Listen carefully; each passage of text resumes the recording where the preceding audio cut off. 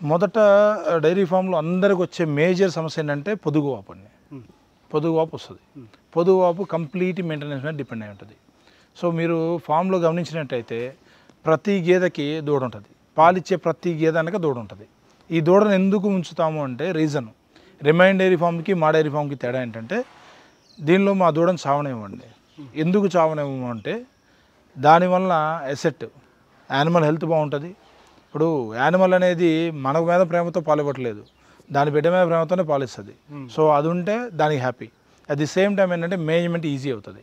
మనకి ఎప్పుడైతే పాలు తీసిన తర్వాత మన చేపుకి వచ్చింది అంటారు కదా, చేపు వచ్చిన తర్వాత పాలు తీసిన వెంటనే గేదె కానీ కూర్చున్నట్టయితే కిందున్న కోట్ల బ్యాక్టీరియా లోపలికి వెళ్ళే అవకాశం ఉంటుంది. సో ఆ టీత్ హోల్ అనేది క్లోజ్ అవ్వాలి. క్లోజ్ అవ్వాలంటే రెండు ఆప్షన్లు. ఒకటి, గేదెని 10 నిమిషాల పాటు పడుకోకుండా చూడటం, లేదా దూడను వదిలిపెడితే అది తాగుతూ ఉంటుంది, తాగినంతసేపు అది నుంచుని ఉంటుంది. సో మేమేం చేస్తామంటే ఒక గేదె పాలు తీసిన తర్వాత దూడను వదిలిపెడతారు, మళ్ళీ ఆ రెండో గేదె పాలు తీసే అంతవరకు కూడా ఇది తాగుతూనే ఉంటుంది. అది రానివ్వండి, పాలు ఉండనివ్వండి, ఉండకపోండి, తర్వాత సంగతి. తీసిన వెంటనే కూర్చోకూడదు. కూర్చున్నప్పుడు ఆ పొదువాపులు రాకుండా. తర్వాత maintenance, potassium permanent crystals every day morning టైంలో ఖచ్చితంగా స్ప్రే చేస్తారు కింద ఫ్లోర్ మీద. అదేంటంటే వెక్ట్ బ్యాక్టీరియా కానీ డ్రై బ్యాక్టీరియా ఏదైనా కానీ దాన్ని చంపేస్తుంది. సో దానివల్ల ఏంటంటే మ్యాక్సిమం పొదుగు వాపులు రాకుండా ఉంటుంది. వన్స్ పొదుగు వాపు వచ్చి ఒక గేదె కానీ పొదుగు వాపు వచ్చి ఒక టీత్ కానీ పాడైంది అంటే గేదెని మనం 2 లక్షలు 2.5 లక్షలు పెట్టి కొనుక్కొచ్చినా అది 60,000 70,000 అమ్ముకోవాలి. సో అది జరగకుండా ఉండాలి. డైరీ ఫామ్లో మేజర్ లాస్ ఇక్కడే వస్తుంది.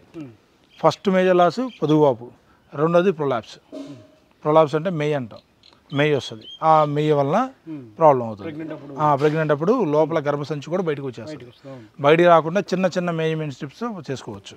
ఎందుకంటే పొట్ట ఎక్కువ ఉంటుంది కాబట్టి ఖాళీగా ఉన్నప్పుడు మనం ఎక్కువ తిన్నా కానీ ఎక్కువ తాగినా కానీ బయటికి ముక్కడానికి ఛాన్స్ ఉంటుంది. సో అలాంటి కండిషన్స్లో వాటిని సపరేట్గా పెట్టేసుకొని తక్కువ దానాలు తక్కువ నీళ్లు ఇచ్చుకుంటా, అంటే ఒకేసారి ఇవ్వకుండా రోజుకు 2 సార్లు ఇచ్చేదాన్ని 4 సార్లు ఇచ్చుకుంటూ అలా చేసుకుంటూ పోతే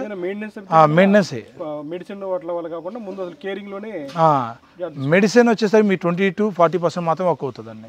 రిమైనింగ్ 60% మన మేనేజ్మెంట్ మీద డిపెండ్ అయి ఉంటుంది.